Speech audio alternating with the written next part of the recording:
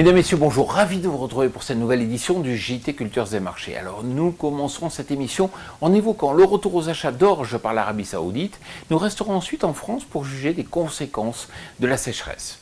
Nous tenterons ensuite d'évaluer où en est la guerre commerciale entre les États-Unis et la Chine, avant de conclure sur un sujet brûlant, pourrait-on dire, les feux en Amazonie et la production de soja.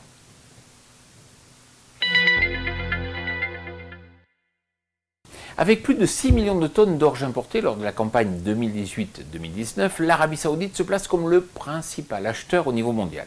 Plus encore, il se positionne comme un des principaux débouchés de l'orge française exportée. Cette année, les opérateurs hexagonaux ont dû patienter près de 2 mois, puisqu'il fallait remonter au 24 juin dernier pour voir l'Arabie Saoudite aux achats. C'était sans compter sur ce 26 août où 780 000 tonnes ont été contractualisées pour des livraisons s'échelonnant entre octobre et décembre. Grâce à une parité euro-dollar proche des 1,11 et un prix compétitif, les offres françaises devraient faire partie des volumes retenus. Pour autant, il faudra très certainement se partager le gâteau avec les Ukrainiens ou encore les Anglais. Si cette nouvelle est bonne pour les cours, notons que les achats saoudiens entre juillet et décembre sont seulement de 2,5 millions de tonnes, soit un recul de plus de 2 millions de tonnes par rapport à l'an passé sur la même période. Si le manque de précipitations du mois de juin n'aura pas eu d'impact majeur sur la production de céréales à paille, il n'en est pas de même pour les maïs. France Agrimaire estime d'ailleurs que seuls 62% des maïs sont dans de bonnes conditions. Si les récentes précipitations ont permis une amélioration de la situation, le potentiel de rendement semble déjà affecté. Dans son dernier rapport, l'organisme dénommé Mars table sur un rendement moyen français de 8 tonnes par hectare, soit bien loin des 9,2 tonnes par hectare que l'on rencontre les autres années. Autre culture qui va pâtir du sec, la betterave, dont les rendements sont attendus en nette baisse à 80 tonnes par hectare contre 89 tonnes par hectare habituellement. Il se peut d'ailleurs que le déclin se poursuive.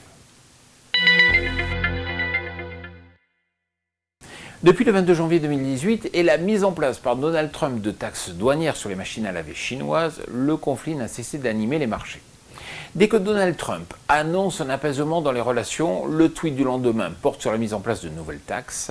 Dernièrement, c'est le président chinois qui a dégainé, le premier en imposant 75 milliards de dollars de taxes en plus. Cela vient directement toucher les produits agricoles comme le maïs, le porc ou encore le sorgho, mais c'est sur le soja qu'on voit l'impact le plus important. D'ailleurs, l'USDA estime toujours à 85 millions de tonnes les volumes importés pour la prochaine campagne, ce qui paraît totalement inatteignable au rythme auquel les discussions avancent.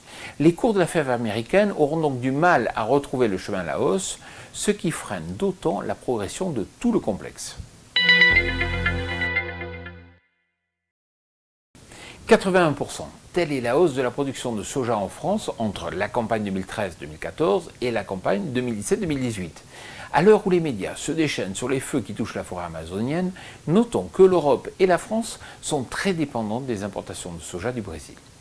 Si cela n'est pas prêt de changer, la filière française s'organise, ce qui a permis à la production de soja de passer de 285 000 tonnes en 2017 à 400 000 tonnes en 2018.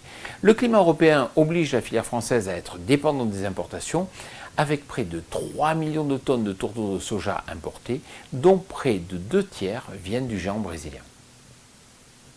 Vous souhaitez nous aider à mieux faire connaître notre émission, c'est très simple. Il vous suffit de transférer le mail que vous recevez qui vous informe de la mise en ligne de cette émission à tous vos amis, à tous vos collègues. Voilà, le JT Culture et Marché, c'est terminé. Je vous souhaite bien sûr une excellente semaine.